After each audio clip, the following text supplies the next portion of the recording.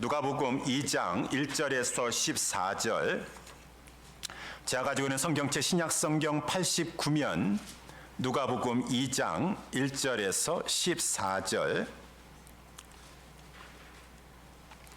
우리 다 같이 찾으셔서 제가 하나님 말씀 봉독해 올리도록 하겠습니다. 누가복음 2장 1절에서 14절입니다. 이때 가이사 아구스도가 영을 내려 천하로 다 호족하라 하였으니 이 호족은 구레뇨가 수리아 총독되었을 때 첩번한 것이라.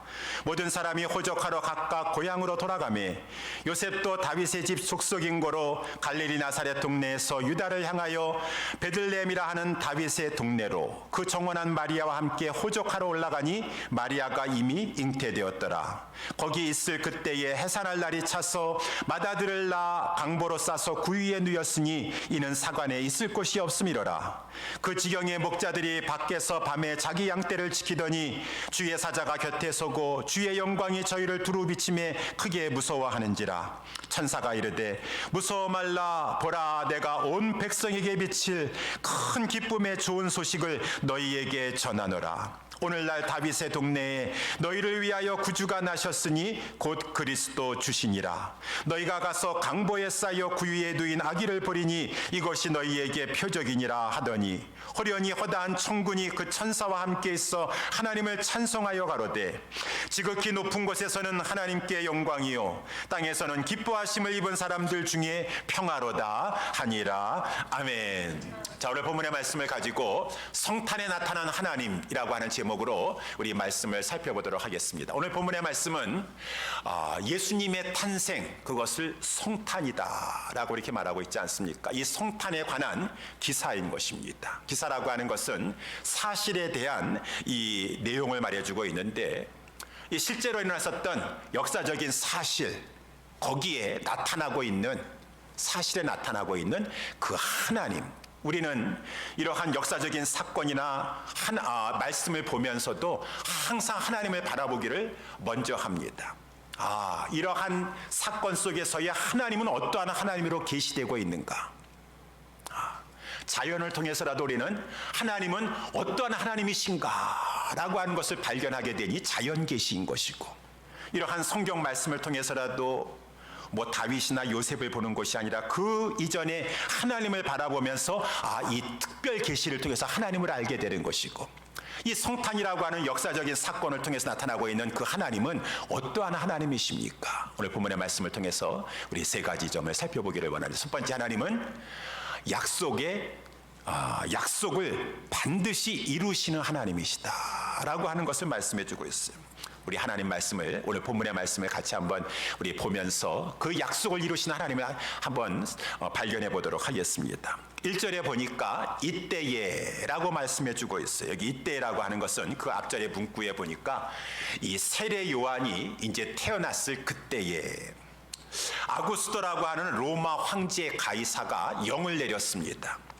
천하로 다 호족하라 라고 했어요. 그러니까 3절에도 보니까 모든 사람들은 로마 황제의 명령에 순종해야 되겠죠. 그래서 다 이제 호족하려고 각각 고향으로 가게 되었습니다.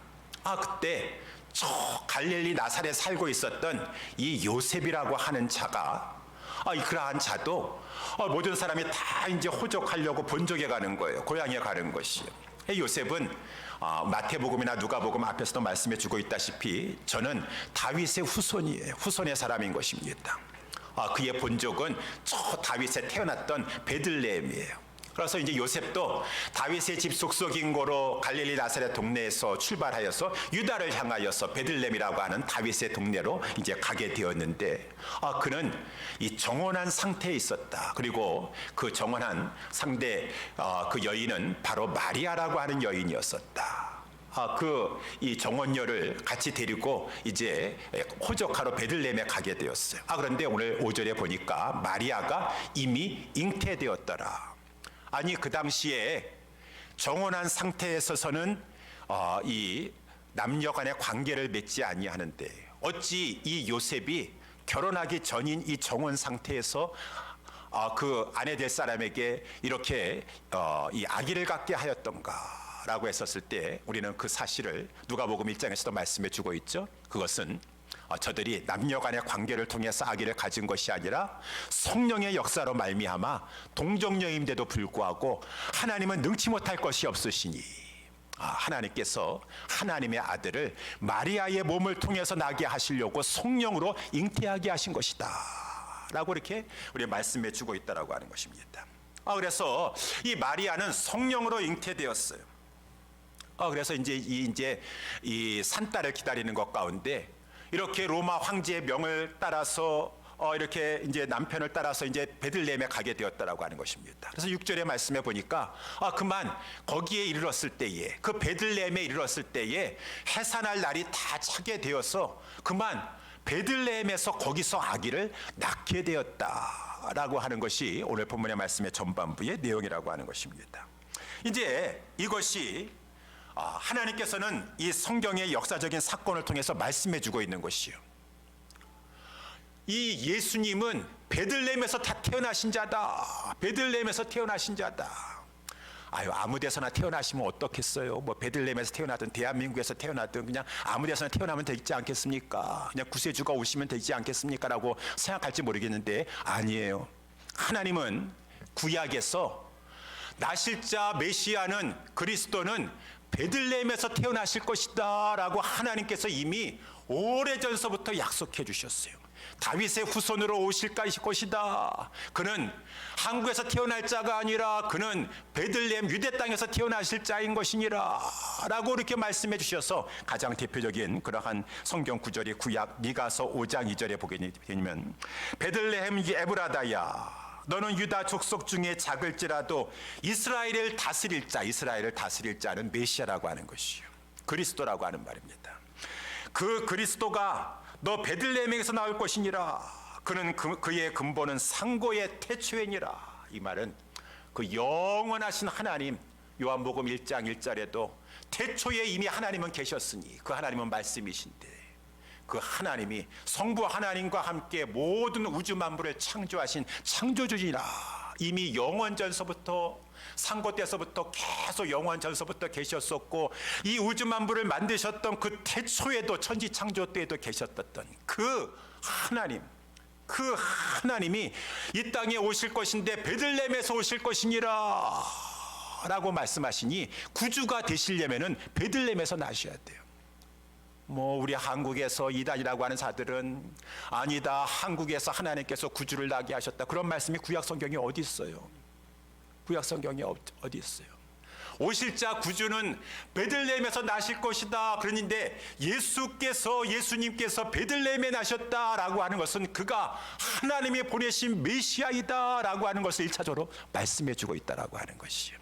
그러면서 이제 이러한 말씀을 통하여서 하나님은 약속하신 것은 반드시 지키시는 그러한 하나님이시구나 라는 것을 이제 이러한 예수님의 성탄의 기사를 통하여서 우리는 알 수가 있다라고 하는 것입니다. 여러분들 아시죠? 믿으시죠? 하나님은 약속하신 것은 반드시 지키신다라고 하는 것입니다. 그래서 구약의 그 약속을 구약의 가장 큰 약속인 메시아를 보내시겠다. 그 메시아는 다윗의 후손으로 오실 것이니라. 베들레헴에서 나실 것이니라. 그 말씀하신 대로 이루셨던 그 구약의 약속을 성취하신 그 하나님은 신약의 약속도 성취하실 것이라고 하는 것입니다. 신약의 약속은 무엇이에요? 그 예수님은 구약의 약속대로 이 땅에 오셔서 우리를 위해서 구속을 완성하시고 하늘보다 영광으로 올라가셨다가 다시 재림하실 터인데 재림하셨을 때 우리는 죽는 것 같지만 죽지 아니하고 다 무덤에 있고 티끌로 돌아갔다 할지라도 우리 주님 재림하셨을 때 이미 먼저 죽었던 자들도 다 생명의 부활로 일어나게 되어서 우리 주님이 계신 곳에 들림을 받아서 저 영원한 영광 세계에 들어가서 신천신지에서 영생을 누리게 될 것이니라. 그 신약도 하나님께서는 반드시 이루신다라고 하는 것입니다. 구약을 성취하신 그 하나님, 약속에 성실하신 그 하나님은 신약의 약속도 이루실 그 하나님이신지라. 그래서 우리 성도들은 약속을 철저히 지키시는 분은 그 말씀하신 것 든든하게 믿고 항상 우리는 속아만 살아왔기 때문에 믿지 못해요. 그렇다 할지라도 하나님께서는 아니에요. 하나님은 그 1점이라도 하나님이 약속하신 것은 반드시 지키시고 구약을 성취하셨으니 신약의 모든 약속도 다 이루실 것이에요. 그래서 우리는 그 하나님을 믿고 소망하면서 이 땅에 살아가는 동안에도 구약을 성취하시는 하나님께서 신약도 성취하지 아니하시랴. 우리에게 구원을 주실 것이니라, 부활이 있을 것이니라, 천국의 기업이 있을 것이니라 라고 하면서 우리는 그 약속에 신실하신 하나님을 바라보면서 이 시간 이 땅에서도 우리 믿음으로 확신 있게 살아간다라고 하는 것입니다. 두 번째, 오늘 본문의 말씀을 통하여 성탄에 나타난 하나님은 어떤 하나님이십니까? 그 하나님은 은혜로우신 하나님이시다 라고 하는 것을 말씀해 주고 있어요. 그래서 오늘 본문 8절에도 보니까 이제 그 예수 그리스도께서 저 베들레헴에서 탄생하셨을 그때에 그 지경에 그 베들레헴이 이제 가까운 그곳에 우리 목자들이 밖에서 밤에 자기 양떼들을 지키고 있었어요. 그때였었습니다. 주의 사자가 이 목자들 곁에 서 있는 것이에요. 그러면서 주의 영광이 이 저희를 두루 비추는 것이에요. 막 하늘의 영광의 그 빛을 두루 비치니까 이 목자들은 막 두려워 떨 수밖에 없었어요. 그때 그 나타났던 천사가 그 목자들을 향하여서 이 10절에 이렇게 말했습니다. 무서워 말하라. 보라, 내가 온 백성에게 미칠 큰 기쁨의 좋은 소식을 너희에게 전하노라 라고 하면서 천사가 그 온 백성에게 미칠, 온 백성, 하나님의 백성이라 할지라도 죄인이에요. 하나님의 백성이라 할지라도 죄 가운데 태어나서 죄짓고 그 죄 문제 해결받지 아니하면은 하나님의 진노의 상태 가운데 살다가 그만 영원한 죄의 값인 형벌, 이 죄의 형벌을 받아서 사망에 들어갈 수밖에 없는 존재인 것이요. 그런데 그러한 영 죽을 수밖에 없는, 멸망에 들어갈 수밖에 없는 그 하나님의 백성이라 할지라도 그런 모든 자에게 정말 큰 기쁨의 소식은 무슨 소식입니까? 메시아가 오셨다. 그러한 운명의 그러한 진노의 상태에서 건져줄 메시아가 오셨다라고 하는 그 소식이야말로 가장 큰 기쁨의 소식인 것이에요. 그래서 오늘 본문의 천사가 목자들에게 온 백성에게 미칠 큰 기쁨의 좋은 소식을 너희에게 전해주노라. 너희라고 하는 것은 목자들에게 전해주노라. 목자들에게 전해주노라. 야, 이 목자들이 대단한 사람들인가요? 목자들은 그 당시에 가장 비천한 그러한 계급에 속하는 사람들이었었어요.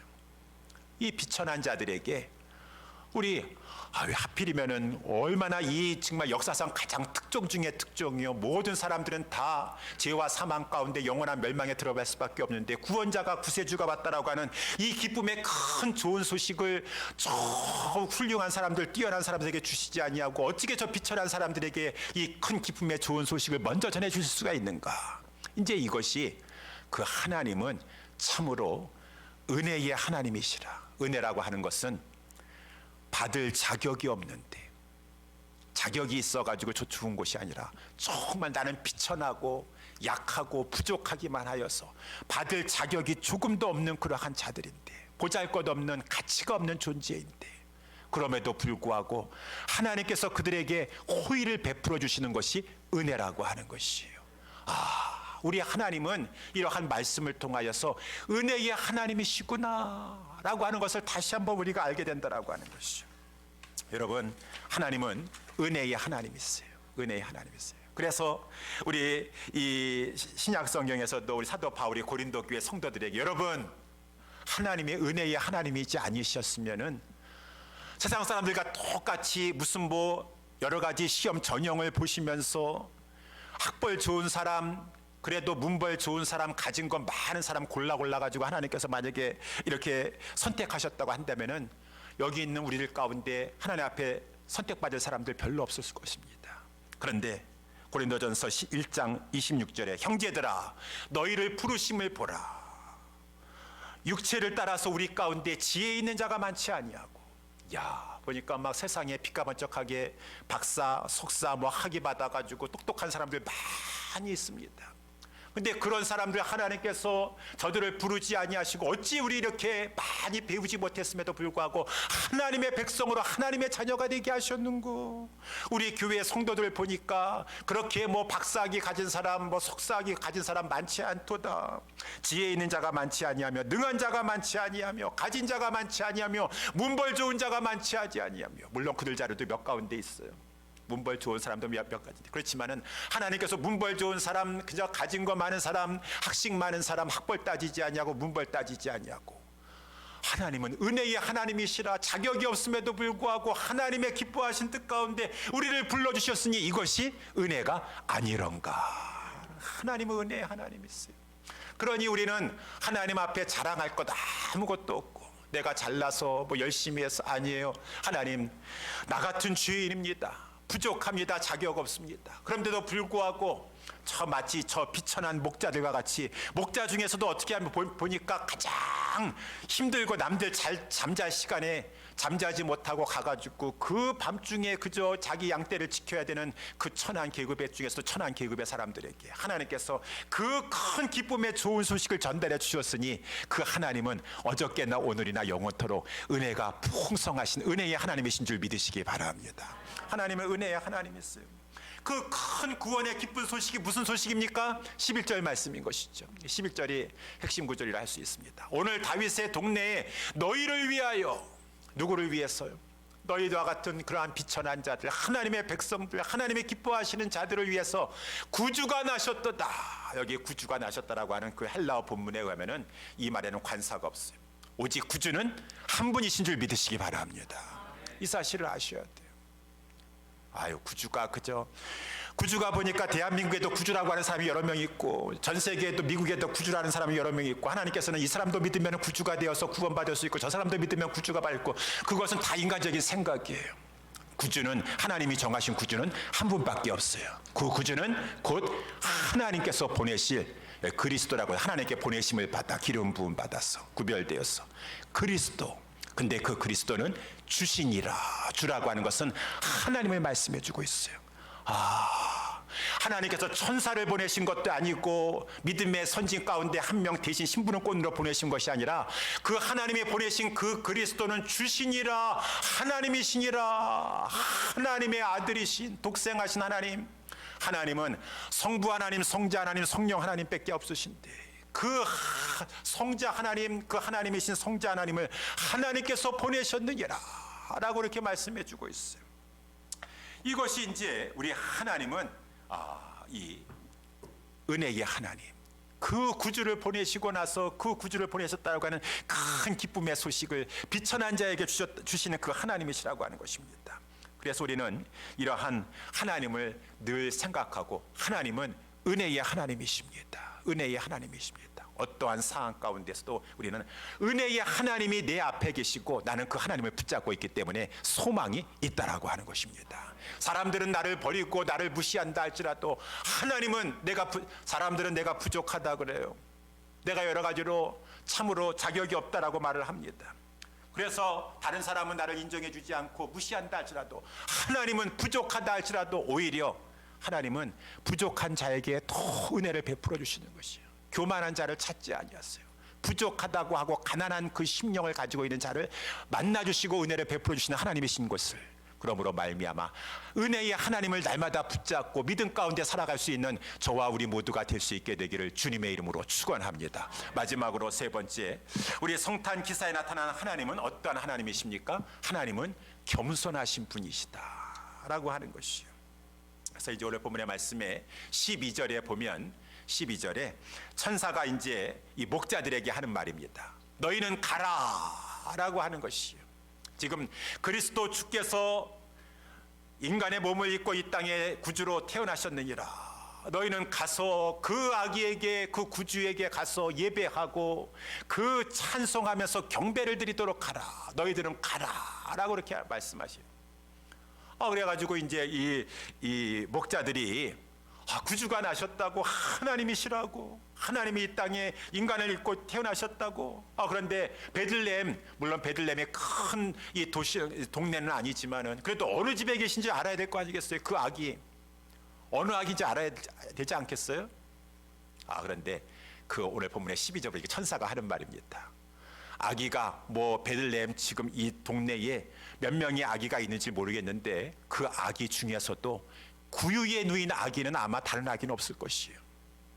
여러분 자녀 이렇게 임신하고 있다가 아기를 낳았는데 저 마구간에다가 그것도 그 더러운 짐승들이 먹는 그 여물통에 그 말구유에다가 보자기 하나 딱 이렇게 덮어가지고 그 아기를 누일 그런 부모가 이 세상에 어디 있겠습니까? 옛날이나 지금이나 그런 부모는 없어요. 그런데 이 베들레헴 동네에서 구유에 누인 아기가 있을 것이라고 하는 것입니다.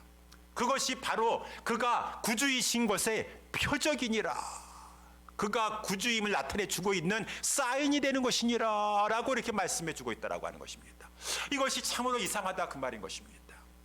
아니, 하나님의 아들이요 독생자요 이 메시아요 주시요 하나님의 대사명을 받아서 오신 이 그리스도께서 어찌 이 구유에 누이실 수가 있는가? 근데 그것은 당연한 것이요 그것이 그의 표적이다라고 말할 수가 있으니 이것은 이제 우리 인간의 상식을 뛰어넘는 것이요, 우리가 생각하기로는 구주의 그 만왕의 왕이 오시고 하나님의 아들이 이 세상에 태어나시려면은 그가 하나님의 아들이시라고 하는 그 사인은 그가 아주 그 왕궁과 같은, 아니면은 막 이 고관 대작의 집에 화려한 이 침대에 누워 있는 아기나 돼야지 저가 정말 하나님의 그런 보내신 아기인가 보구나, 구세주인가 보구나라고 우리는 인간은 생각할 것이요.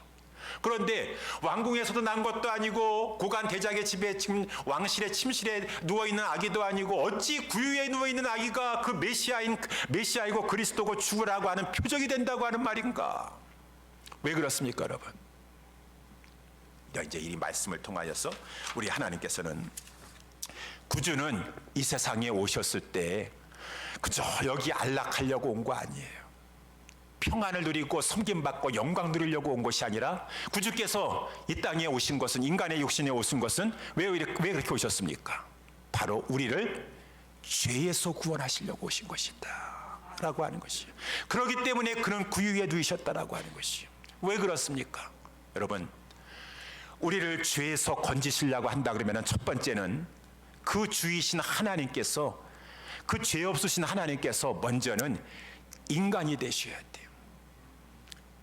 영이신 하나님께서 인간이 되셔서 이 살을 찢어주시고 피를 흘려주시기 위해서는, 죄 문제를 해결해 주시기 위해서는 피 흘림이 없으면 사하심이 없기 때문에 영이신 하나님께서 성육신 하셔서 사람이 되셔야 되고, 그래 사람이 되는 것까지 낮아지겠다, 내가 저들을 불쌍히 여기느라 내가 구원해 주겠노라, 사람이 되는 데까지는 내가 하겠다라고 하는 것이 아니에요. 사람이 되는 정도까지가 아니라 완전히 십자가에서 처참한 죽음을 죽으시면서 나무에서 저주받으셔야 돼요. 구약의 말씀에 나와 있는 것처럼 나무에 달린 자가 하나님께 저주를 받는 자인 것인데, 나무에 달리셔서 저주를 받으셔서 완전한 큰 고난과 괴로움을 겪으시면서 피를 흘려주셔야 돼요. 이것이 구주가 가지고 있는 사명이고, 그러한 이 십자가가 바로 그 구주의 표적인 것과 같이 우리의 주님은 이 땅에 오신 것은 나무에 달려서 우리를 대신하여서 그 십자가에서 우리의 죄짐을 다 담당하시고 당신의 생명, 그 보배로운 피를 흘려주심으로 말미암아 죄사함의 구속을 이루시고자 완전히 이 땅에 내려오셨을 때는 자기 자신을 내려놓으셨어요. 그러니 그 죽으러 오시고 십자가에 처참하게 죽으러 오신 분께서 그래 인간이 되는 것까지 낮아지겠고 처참하게 십자가에 죽는 데까지 낮아질 것인데 내가 구유에 누이는 것까지 낮아지지 못할 이유가 뭐가 있겠느냐라고 하면서, 우리 주님이 구유에 낮아지신 것은 겸손하시기 때문에 그렇게 하신 것이다. 여기 겸손이라고 하는 말은 그저 사양하고 막 하는 것이 겸손이 아니라, 겸손이라고 하는 말 속에는 사랑이 포함되어 있어요.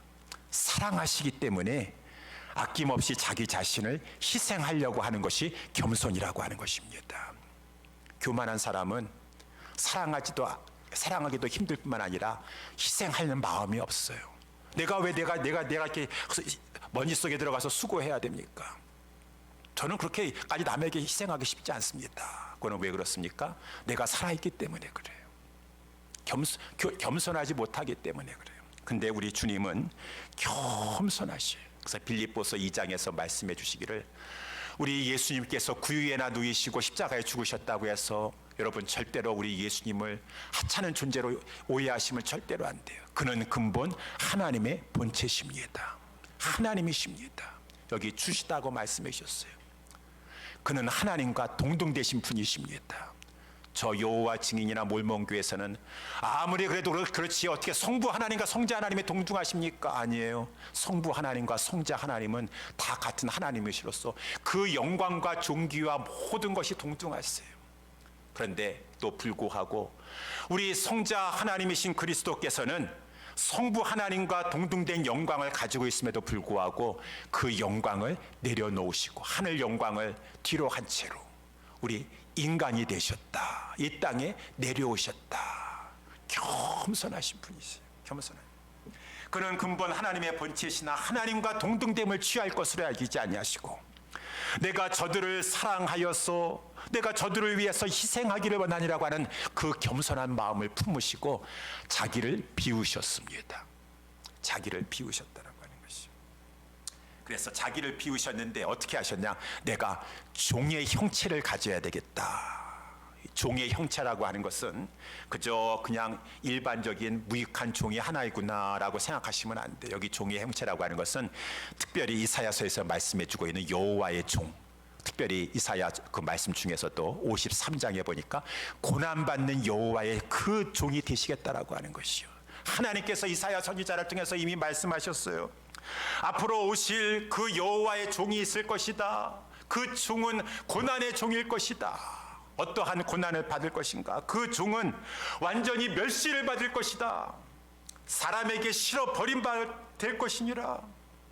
그래서 그 많은 사람에게 버림당함을 당하고 강고 고통을 겪고 그 아픔을 질고 아픔을 겪고 그것을 몸소 체험하는 자가 될 것이니라. 사람이 얼마나 싫어하는지 얼굴을 가리우면서 그냥 보지 않으려고 할 정도의 멸시와 천대를 받을 것이니라. 하나님을 안다고 하는 자들도 그를 귀히 여기지 아니할 것이니라.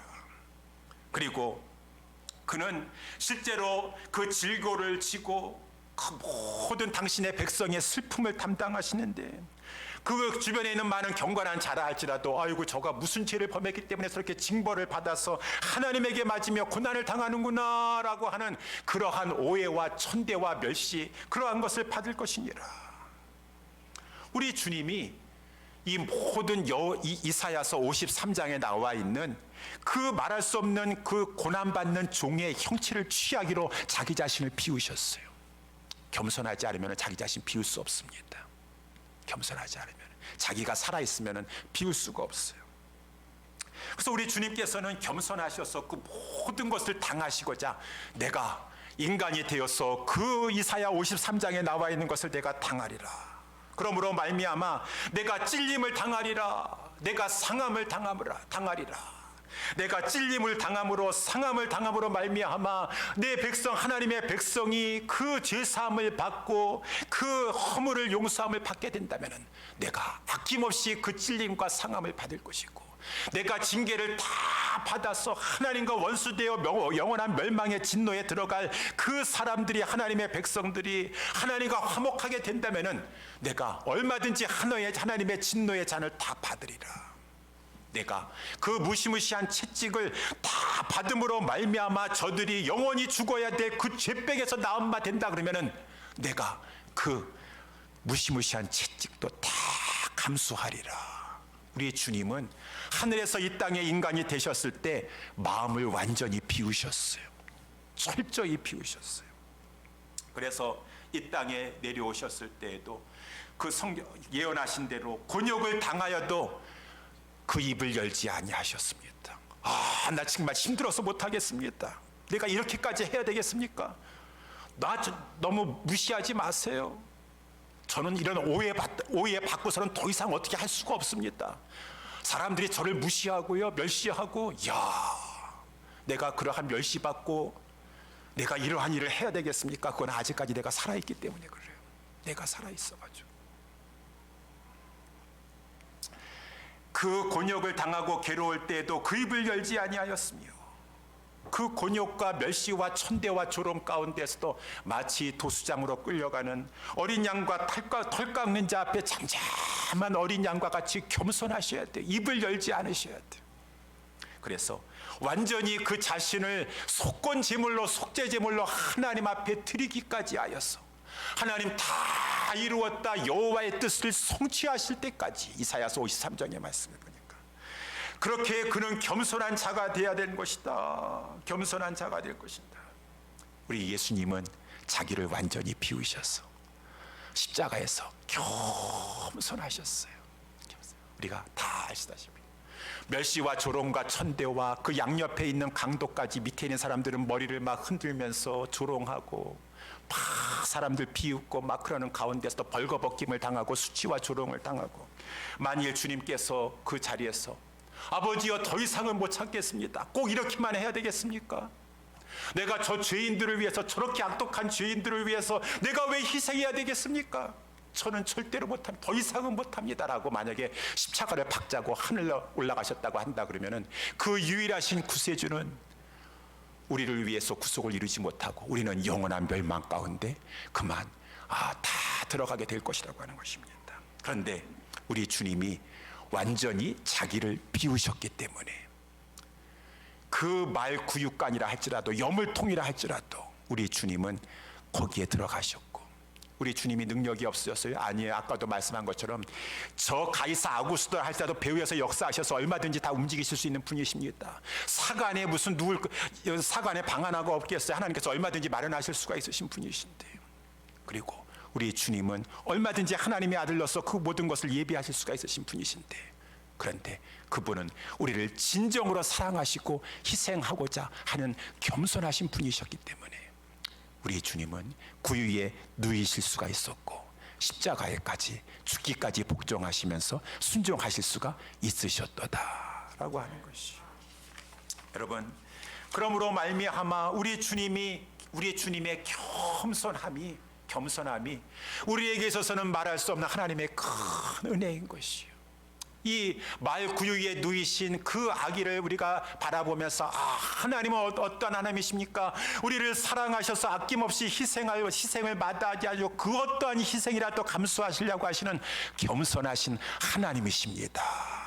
우리 예수 그리스도의 겸손하심이 13장 이제 13절 14절 말씀에 보니까 결론적으로 하나님께 영광이 되는 것이요, 그리고 많은 사람에게 평화를 가져오게 되는 것이요. 그래서 호련히 허다한 천군 천사가 이 사실을 알리면서 우리 주님은 구주이시기 때문에 말 구육간에도 겸손하셔서 누이실 수 있는 그런 분이시다 라고 이렇게 말하면서 우리 주님의 겸손함을 근거로 하여서, 그렇기 때문에 우리 하나님에게 영광이 된다, 그 모든 것은 하나님이 하셨습니다. 성부 하나님이 이렇게 영광 받으시옵소서, 성자 하나님이 영광 받으시옵소서. 지극히 높은 곳에서는 하나님께 영광이요, 땅에서는 우리 주님의 겸손함으로 말미암아, 그래서 십자가에서 마침내 구속을 이루어주심으로 말미암아 하나님과 원수되었고 하나님의 진노 가운데 있다가 이제 우리가 하나님과 화목하게 되었고 하나님과 평화를 누리게 되는구나. 지극히 높은 곳에서는 하나님께 영광이요, 땅에서는 기뻐하심을 입은 사람들 중에 평화로다 라고 이렇게 말하게 되었다라고 하는 것입니다. 천군 천사의 이 찬송이 합당한 찬송인 것입니다. 그래서 저와 여러분들은 이러한 성탄절을 맞이하고 성탄 주간을 맞이하여서 이러한 하나님의 이 성탄 기사를 통한 하나님을 발견하고 어떻게 해야 되겠습니까?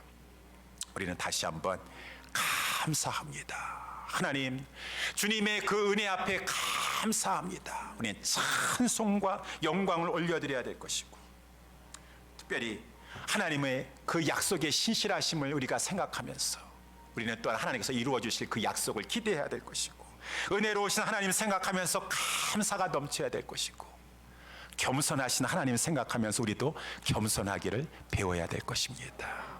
내가 겸손하면은 하나님의 영광이 드러나게 되는 것이고, 내가 겸손하면은 우리 가운데 평화가 임하게 되는구나.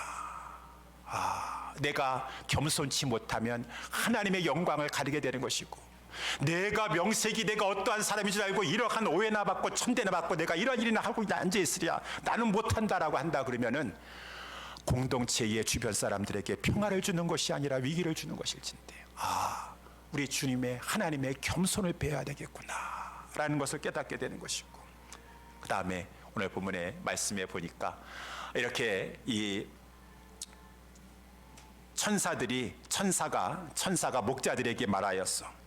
너희들이 가가지고 그 태어나신 구주 아기 예수께 가서 가보도록 하라, 경배하도록 하라, 예배하도록 하라. 그래서 우리 성탄 주간에는 무엇을 하는 주간입니까? 하나님 앞에 감사하여서 예배하는 주간이에요.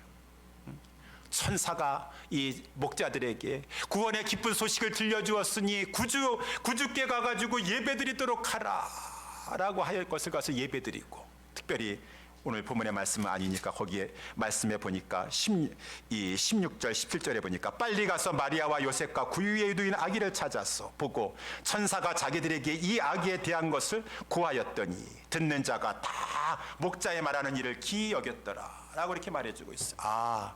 이 구원의 큰 기쁜 소식을 사람들에게 전해주는 시간이구나. 구주가 나셨습니다. 그는 하나님이 우리에게 보내주신 구원자 그리스도이시고 그는 하나님이신데 이 땅에 육신을 입고 우리를 위해서 죽으시고자 이 땅에 내려오셨습니다. 구원을 주시기 위해서 내려오셨습니다 라고 하는 것을 가서 전하라고 말씀해 주셨던 것처럼 천사는 하나님의 명을 받아서 목자들에게 전해 주었고, 목자들은 또한 천사의 지시를 받아서 이 요셉과 마리아와 그 안에 있는 사람들에게 그 소식을 전해줬던 것처럼 이 성탄 주간을 맞이해서 이 구원의 큰 기쁜 소식을 전달해 주는 저와 여러분 다 되시기를 주님의 이름으로 축원합니다.